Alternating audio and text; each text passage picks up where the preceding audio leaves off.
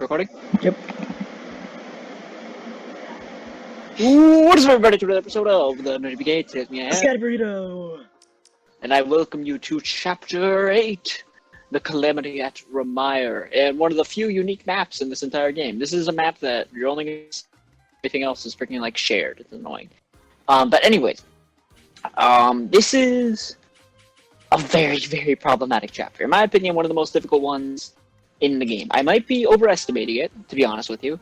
But last time I did this with no Divine Pulses, I lost 2 people.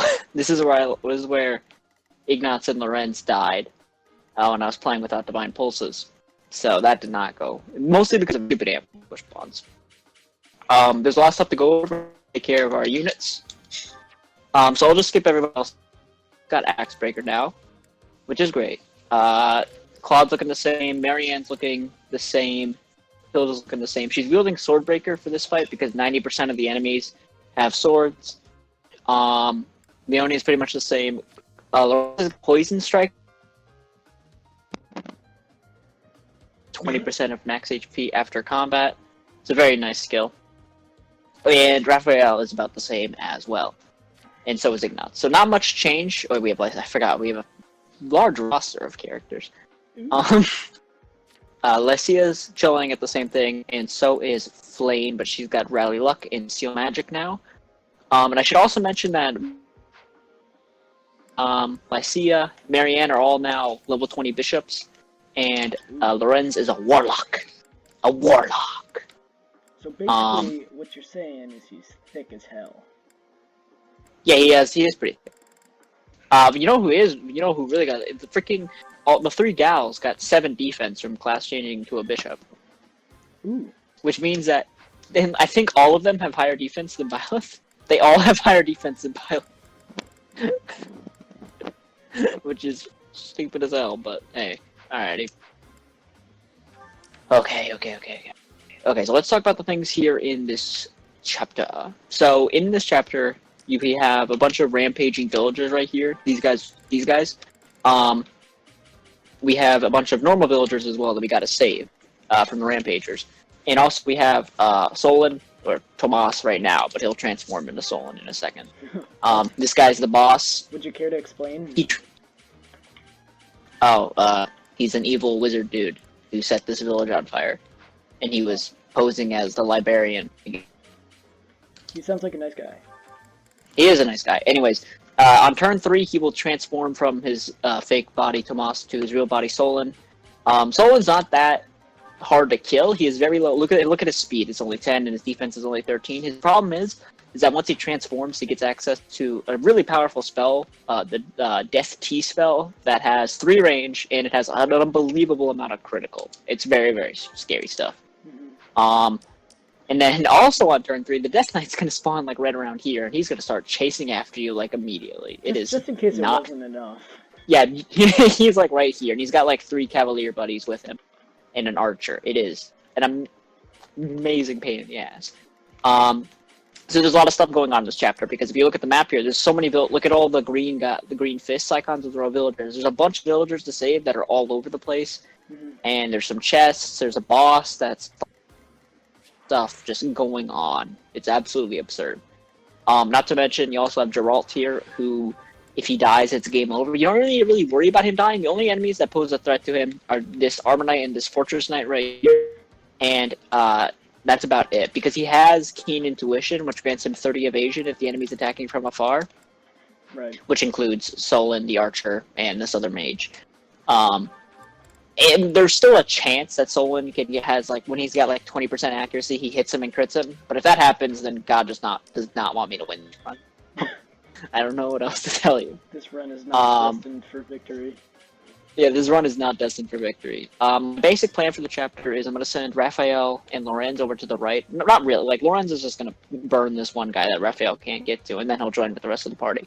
But since Raphael has the healing focus combat art right here, he can just heal himself and slowly take care of all these villagers and save this entire side. Because nothing happens on this side. Everything happens on this side where the Death Knight spawns and shit. Yeah. basically everyone else, like Claude and Marianne, are all going to head down to the middle along with Hilda, and then everyone else is going to head left, especially good old Lycia, because of that she's got to be the one to kill the Death Knight. And he's even stronger now, I should mention. It's not like his stats stay the same. He gets stronger every time you fight him. And so she's going to be even farther away from getting that sweet one-shot on that. He's like General Jesus. General Knievis, exactly. Good. I'm ready to go. Yeah. There are some suspicious-looking ruffians out there. Oh, that's not good. Yeah, it's not good at all. I'll rein in the villagers who've turned Yeah, he says he'll rein in the villagers that turn violent, but he basically means that he's just going to stab them. Mm-hmm. Alrighty, here we go. So, so a good thing to mention is I did the calculations beforehand for how well everyone... Because here's the thing, another thing I should have mentioned about this map. There are ambush spawns. You see these like little red buildings right here that are on fire? The enemies can spawn out of these rooms. I don't know what turns they spawn out of, but... in the small burning house. Where else would you want to be? Yeah, in the... Yeah. And it's the... I checked it already. All of the bishop ladies actually survived 2 attacks, so they're not the ones who are at a problem. It's Ignat's boy. He's the only one who's at risk of dying, because he's now the frailest person on the team. I had to give him the HP plus 5 skill, because without it, if he has the steel bow equipped, he gets doubled and one-rounded. And, you know, there's going to be one point where he has the steel bow equipped. You know how it goes. This is never a good thing. It's never a good thing. The steel bow is a double-edged sword. Oh shit, I turned off animations. Alright.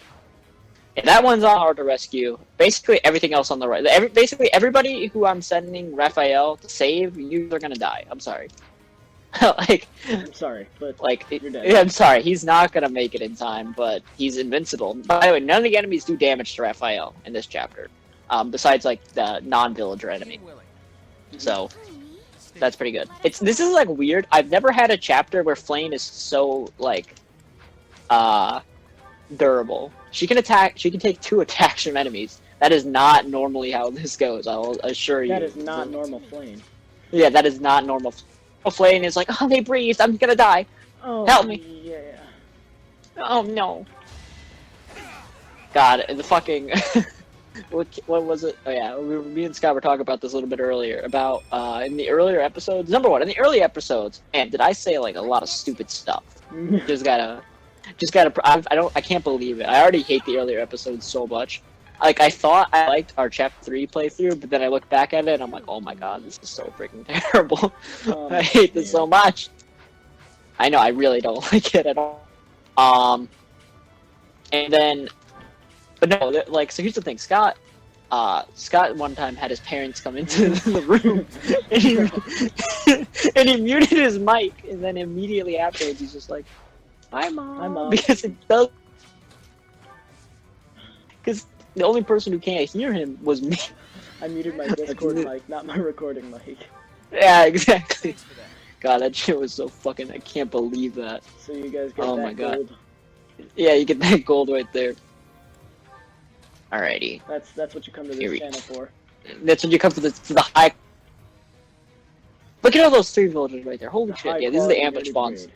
It's the nerdy brigade. Yeah, it's actually good. Yeah, but it's actually never. That's not possible. Impossible. The calculations themselves.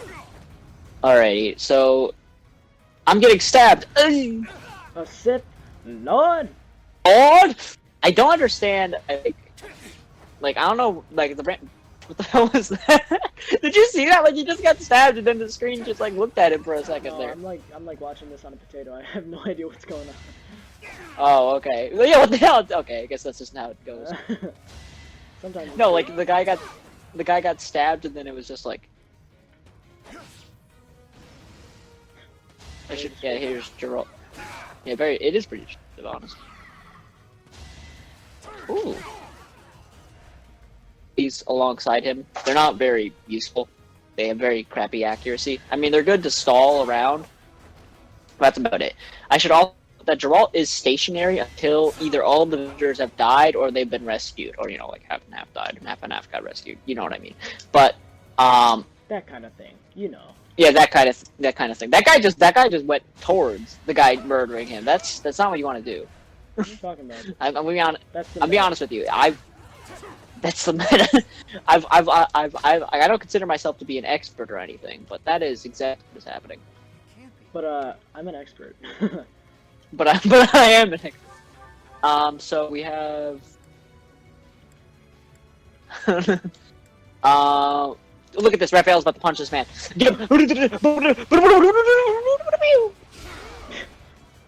So much hype. Work, Raphael. For that one punch. You good for one punch. The thing about Raphael is that he sucks.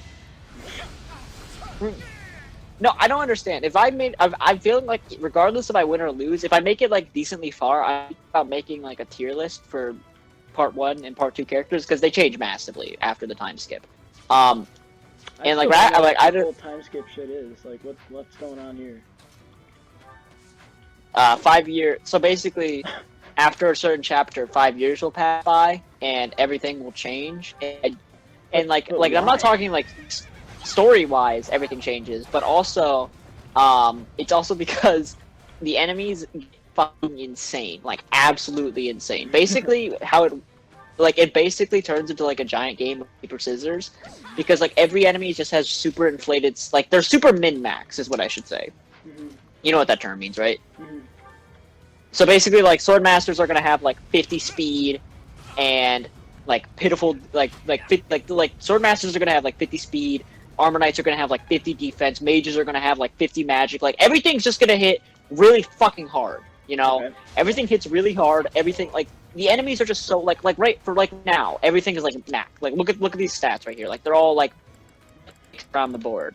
Right. But once you get post time skip, just like every enemy just has inflated stats in specific areas, and that's right, it. So That's it. Not balanced, just like a shit ton of speed. Yeah, just like exactly like the sword masters have they have 50 attack speed. 50. Mm-hmm. Like you will never get close to 50 attack speed on anybody that's not Felix or Petra, and those two guys are not in my house. So also known as I'm not gonna get them. It's like that's the problem is that. So for example, units who are like fine right now, like Leone, who are like good well-rounders, are gonna turn into shit in part 2 because being well-rounded doesn't do anything for you, you know? Mm-hmm. Because it doesn't, like, she's not going to have enough damage to put a dent in Armor Knight. She's not going to do enough to kill mages. It's just like, she just kind of sucks. Like, that's the thing. Characters change massively post-time skip in terms of their utility. Leone is really fucking bad post-time skip. Like, her damage output just gets shitty as hell. Like you could say, oh, you made her a bow knight, that's why you could turn her into a falcon knight. Like turning her into a falcon knight doesn't change the fact that she doesn't fucking damage shit. Like, oh, cool, she's a falcon knight, so she's got darting bow, so now she doubles. But like, so what? She was already gonna double that freaking general with 2 speeds. She's still nowhere near close enough to double the fucking sword masters or Pegasus knights. It's just absolutely absurd. And like, I should mention that like. Saying that like they're not as balanced, but the enemies still have good stats in every other area. It's just like every enemy has one insane stat is the best way I should phrase it. Right. You know? Yeah, that makes sense. I got like it. Yeah, so it's not like the mages actually have shitty defense. Like they have shitty defense comparatively, but in reality, whatever other stat. Yeah, but compared to exactly compared to the other stat, compared to other teams as well. But in reality, it's still fine. Right. And like your units don't get the same min-max treatment. They're basically just the same for the most part, and it's just how well can they adapt to something like that, basically. Something that's designed to fuck them over completely. Yeah, so that's why units like Flayn and Lycia become absolutely like right now, because the enemies are still kind of like well-rounded and shit. They can sometimes take a hit, but post time skip, no. Like they can't do anything. They can never take a hit ever. They'll just straight up die. They will just straight up die. It's really fucking bad. Like even Flayn and Lycia, who've got especially more Flayn who's got like decent resistance, she will still get shredded by any mage that comes her way. She'll die instantly. It just doesn't work. That units like Hilda excel really well. Hilda has lots of strength, speed, and defense. She kind of doesn't have anything else, but that's like all you need a lot of to succeed, you know. So that's why she does well. And also because I turn her into a Wyvern Lord. Anybody's good when you turn her into a Wyvern Lord. But, Spoilers. yeah, literally anybody. Yeah, literally anybody is good when you turn them into a Wyvern Lord. Which, like, I should mention that, like, oh yeah, that's why your Hilda's good. But, like, it's also because, I've said this before, it's because it's really easy to turn her into a Wyvern Lord. Like, it's very easy. Like, she's got natural boon and axes, and she doesn't have a bane and flying or anything like that. It's not like fucking, like, turning Raphael into a Wyvern Lord. And I should mention too that, like, yeah, you can turn certain units into a Wyvern Lord, but they'll get stats that are like, basically when you turn into a certain class, you'll get that class's base stats. You'll level up to that point. So, like, even a slow unit like Raphael, a bunch of speed once he turns into a Wyvern Lord. Right, okay. But the problem is that, like, he'll be good when he gets there, but like his growth will not carry for like late game, you know, because yeah, he'll get like the base speed, but he still needs to level up speed to stay competitive. But he won't because he's Raphael. That's basically what I'm saying. And it's just like that's just like the thing is that Hilda's got good strength, speed, and defense, and that allows her to stay competitive, even though she's, you know, playing a freaking broken ass class still. That's enough of fucking bullshit. Like, again, I'm no expert. Like, I know I've been doing this for fucking 8 months apparently. Like, I know I'm no expert or anything like that. I should guess. I still don't know, like, what the like. I've heard people say that, like, armor knights are fucking worthless. That, you know, here I have Raphael as an armor knight. I don't know, man. Like, I don't know. Like, here's the thing. So here's the thing with Raphael is that you can make him into either a brawler or like an armor knight mainly. Wait, Tomas is like, hey, I am stolen. Look at my ugly face. Alright, here comes Death Knight.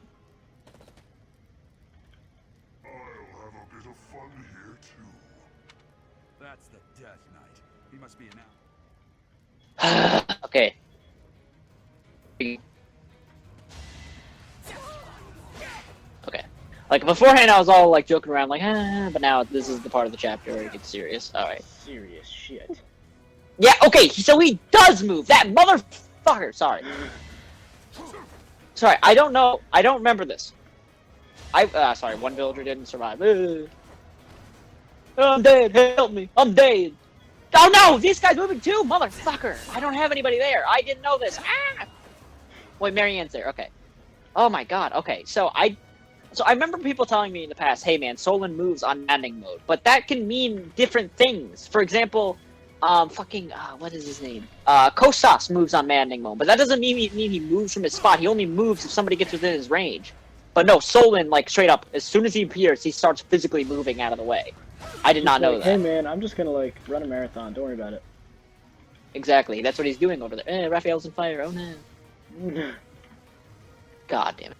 Yeah, so see, he moves along the same path as the Death Knight, and so you have to get through the Death Knight first to get behind him, you know? Right. God, okay, so here's Solon. Oh wait, his stats are, I think, a little bit different than what Tomas had. So let me check this out.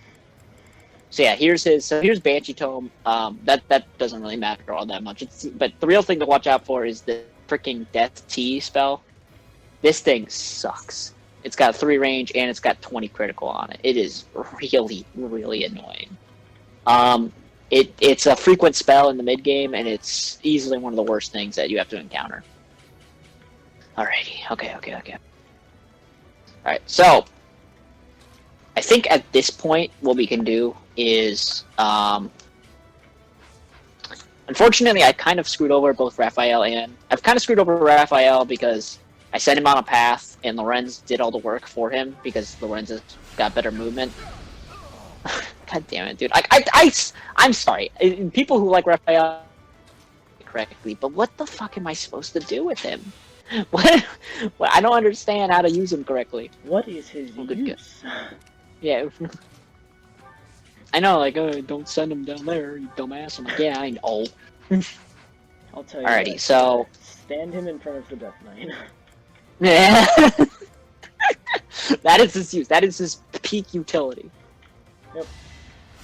Like, you can turn him into a brawler, but then he has, like, no defense, and he already has, like, no speed, so he just dies, doesn't he? Like, I don't get it.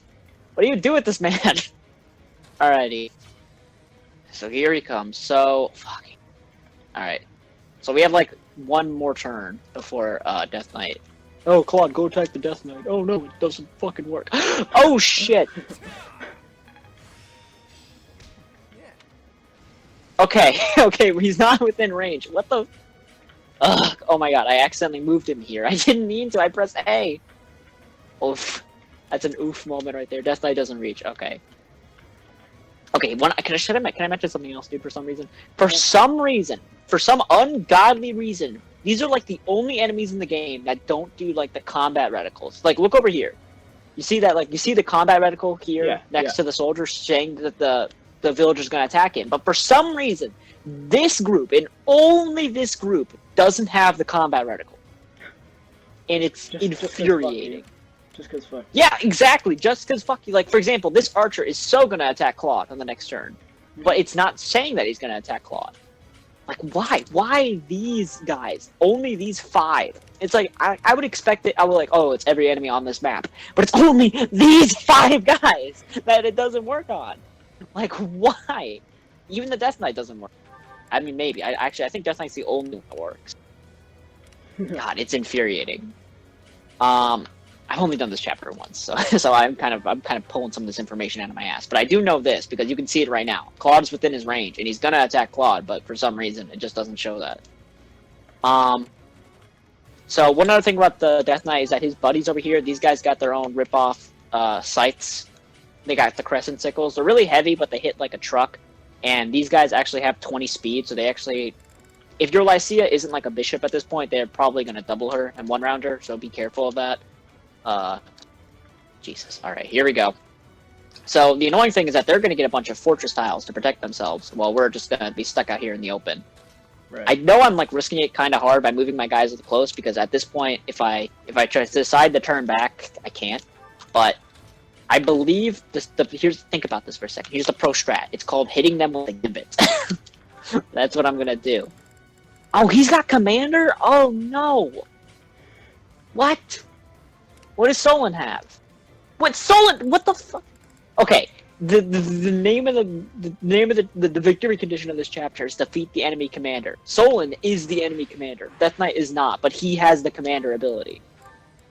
That makes him immune to that makes him immune to the rattle of gambits. Are you shitting me? Why? Why doesn't Solon have that? Are you what the? Solon has the little red marker next to his head telling us that he's the commander. Why does he not have the ability? Okay, that's infuriating. At least I can hit his other guys, at the very least. Alright, here we go. Poor little green unit's gonna die. Actually, green unit's gonna beat this guy. Never mind, hot damn. Marianne's kind of stuck. Oh my god. He's dead. Christ. Okay, here's the thing. The Death Knight's in a forest tile, but Lycithea's got hit plus 20, baby, so it gets nullified. So that's pretty nice, right? Alrighty, here comes the enemy. Claude gets some sweet dodges. And he hits once. Does he hit again? He hits again! Wow, what a gamer. He didn't kill, though. What a dumbass. What a gamer. Wow, what a dumbass. Alrighty, so now it is time to see what we can do for Gambit. No! You idiot! Why would you move out of the forest tile? You were so close. Okay. Okay. So how much damage do you deal? She one-shots! I mean, she's got a 1% chance to miss, but she one-shots. Even before she misses and the entire run's over. So here's the thing. Lorenz is almost there to save his buddy, but I don't actually want to kill the guy that's attacking him, because if I do that, Geralt starts moving. So I'm just going to be like a big masochist and just heal him. Watch him repeatedly get... Yeah, I'm just going to keep healing him and watch him repeatedly die. That's the plan. Oh my god, this is so good. Alright, well, let's go. Do not miss. You have a 1% chance to miss. Don't do it. Please. Please don't miss. Thank you. Fucking...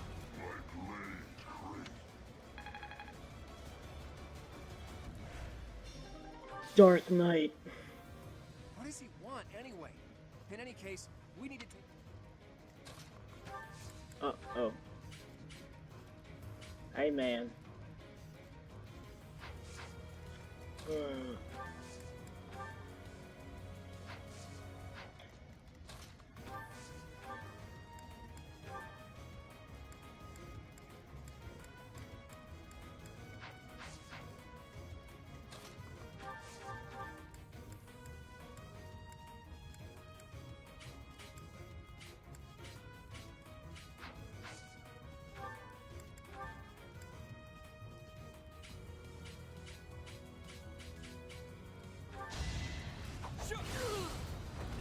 each battle a chance to grow. Hello everybody, this is post-editing Galaxy here, and I need to make a quick little message that unfortunately the rest of Ramire Village after this point is corrupted. As you notice, we're just standing around right now. That's because my phone overheated again and we had to restart the footage. And when we restarted the footage, my capture card was corrupted. I didn't figure out that my capture card was corrupted until I was done with the Lorenz paralog, so that was kind of sad. Unfortunately, the footage that we have as replacement is kind of ass, so I'm just going to skip the Solon's death. Sorry, this is not what we wanted to happen, but I'm sorry.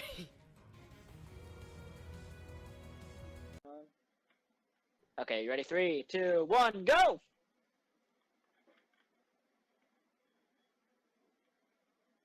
In before he has Pavise and he has the damage. Yep. Hit him, Hilda. I actually kind of want her to miss for some reason. I don't know why. Just because I want to see that my contingency plans worked. I'm Emperor Palpatine, don't question me. Hey! Frickin' Hilda with the kill! Yeah. Look at that, strength, speed, defense. What else do you need? What else do you need? Big dick. Ah, you're right. Hilda can't.